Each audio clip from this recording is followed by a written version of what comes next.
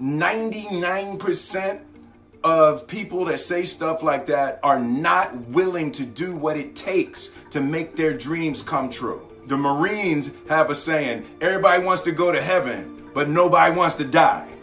And that's just real. At the center of bringing any dream into fruition is self-discipline. You know, something as simple as food and eating. It's not about your body as much as it is about your mind. It's getting command of your mind to be able to choose actions that are in your own best interest.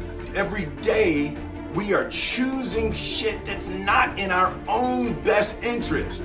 Right? So if the world is attacking you and the world wants to fight you and the world's trying to hold you down, so you're gonna kick yourself in the balls?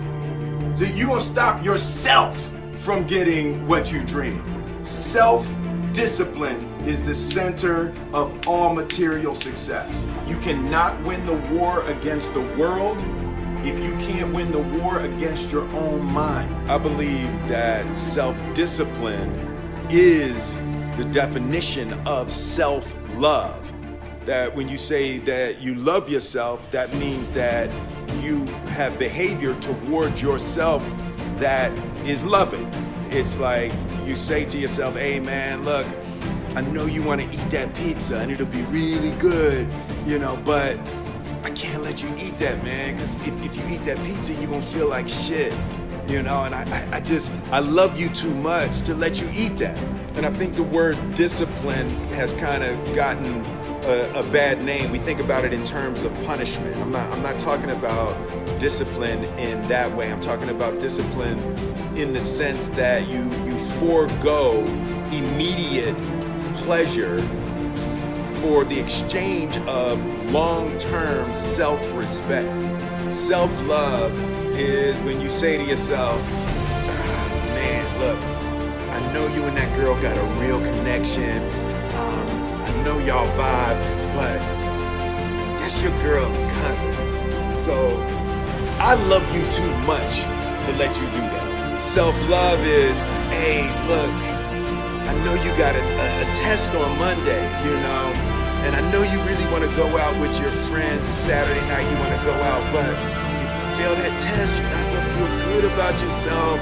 You know, I love you too much to let you go out tonight. Self-discipline is self-love.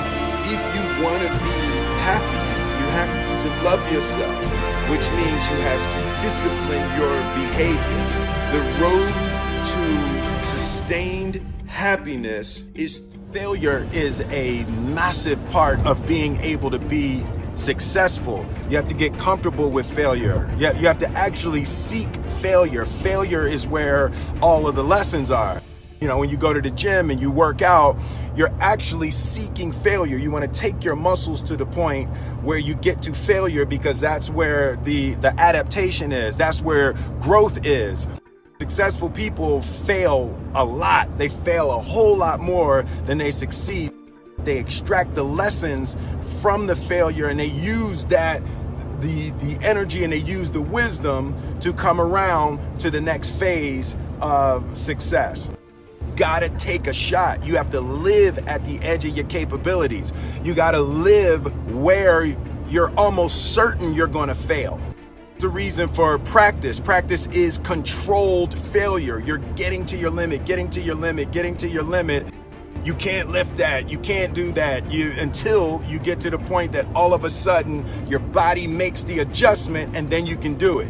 Failure actually helps you to recognize the areas where you need to. Just having a debate with a friend of mine, and we got stuck on the difference between fault and responsibility. She kept talking about how something was somebody's fault, it's somebody's fault. And I was like, it really don't matter whose fault it is that something is broken if it's your responsibility to fix it. For example, it's not somebody's fault if their father was an abusive alcoholic, but it's for damn sure their responsibility to figure out how they're going to deal with those traumas and try to make a life out of it. It's not your fault if your partner cheated and ruined your marriage, but it is for damn sure your responsibility to figure out how to take that pain and how to overcome that and build a happy life for yourself. Fault and responsibility do not go together. It sucks, but they don't. When something is somebody's fault, we want them to suffer. We want them punished. We want them to pay. We want it to be their responsibility to fix it, but that's not how it works, especially when it's your heart. Your heart, your life, your happiness is your responsibility and your responsibility alone. As long as we're pointing the finger and stuck in whose fault something is, we're jammed and trapped into victim mode. When you're in victim mode, you are stuck in suffering. The road to power is in taking responsibility. Your heart, your life, your happiness is your responsibility and your responsibility alone. Taking responsibility, accepting responsibility is not an admission of guilt. Right? You're not admitting that you're at fault. Taking responsibility is a recognition of the power that you seize when you stop blaming people. It's not like you're letting somebody who wronged you off the hook. Like, taking responsibility is an act of emotional self-defense. Taking responsibility is taking your power back.